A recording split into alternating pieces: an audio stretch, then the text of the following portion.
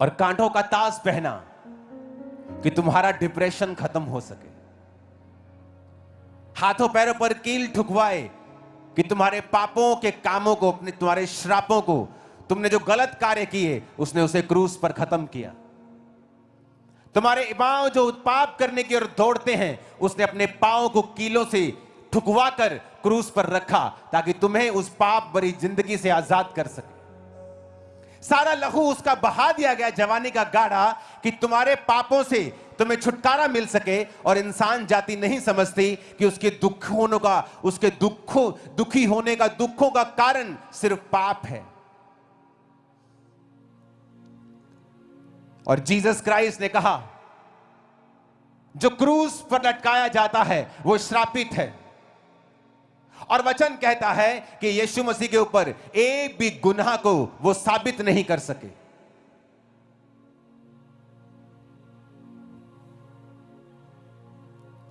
राजा कहता यीशु कोई गुनाह तुझ पे साबित नहीं होता, जस्ट अपने मुंह से कह दे कि जो चीजें ये बोल रहे हैं ये झूठ है, बस इतना कह दे, बस कुछ नहीं कहना और तुझे कोई सबूत नहीं देना। एवरीथिंग इज क्लियर, सब कुछ क्लियर है कि ये लोग सब झूठ बोल रहे हैं, बस अपने मुंह से बोल दो आप। जीसस ने कहा इन्होंने मुझे नहीं पकड़ा, मैंने इनके बीच में रहा 3.5 साल, इनके लंगड़ों को चलाया, इनके अंधों को आंखें दी, इनके मुर्दों को जिलाया, ये मुझे पकड़ नहीं सके।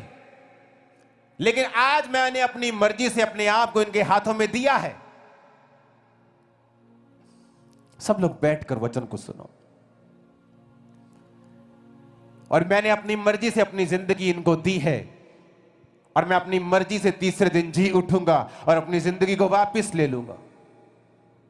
वो कोई बेचारा परमेश्वर नहीं है जो क्रूस पर लटका हुआ है।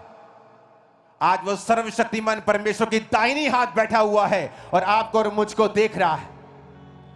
वो राजाओं का राजा है। आज वो कोई बेचारा परमेश्वर नहीं है जो क्रूस पर लटका हुआ है, जो अपने आप को बचा नहीं सका। उसने कहा मैं तुम्हारे लिए जान दूंगा और तीसरे दिन मुर्दों में से जी उठूंगा। फिर जी उठ के प्रचार किया, फिर जी उठ के 40 दिन चेलों के साथ रहा, खाता रहा, पीता रहा, हर वो चीज की जो एक जीवित आदमी करता है। और 41वें दिन वो स्वर्ग पे फिर चढ़ा दिया गया और फिर कहा मैं तुम्हें लेने के लिए दोबारा वापिस आऊंगा। आज जब डॉक्टर्स गवाहियां दे रहे हैं, वकील, पुलिस वाले, क्या आप इन्हें बुद्धू समझते हैं? क्या आप इनको धमकी दे सकते हैं? क्या इनके साथ आप जबरदस्ती कर सकते हैं क्या?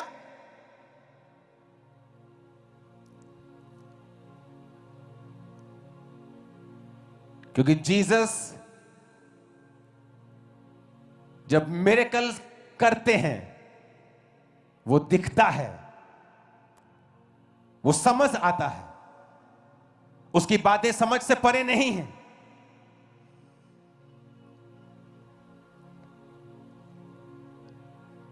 आज अपनी चर्च में आके अच्छा लग रहा है मेरे को।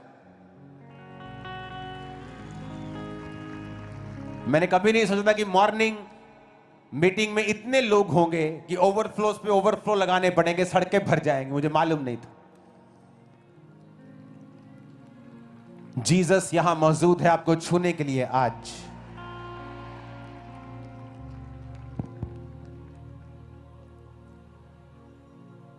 आपको यीशु मसीह में अपने जीवन को चलाना है और आपको वचन की ओर देखना है।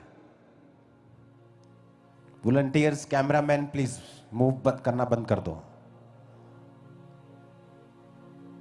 अपने हाथों को उठा के कहो जो कुछ आज मैं सुनने वाला हूं मैं उसका प्रचार करूंगा। आमीन। अपने हाथों को उठाओ। मैं वांगे का बांधे उड़े दाहे जावांगा तेरी महिमा कर करके नवा बल में पावा। पूरी कलीसिया गाए हाथों को उठा के मैं वांगयु का बांधे उड़दा ही जावांगा, तेरी महिमा कर कर के नमबल मैं पावांगा। आराधना आराधना आराधना तेरी आराधना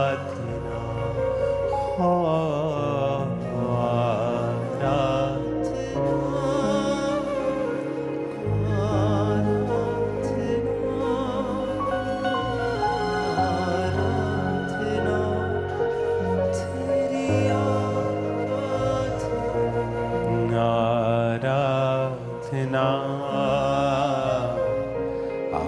आराधना आराधना तेरी आराधना आराधना आराधना आराधना तेरी आराधना। अपने हाथों को उठाओ। मेरा परमेश्वर आज वचनों से आपके कैरेक्टर्स को अपने जैसा करे और आपकी लाइफ्स की फाइट्स को फिनिश करे इन जीसस नेम। जीसस ने कहा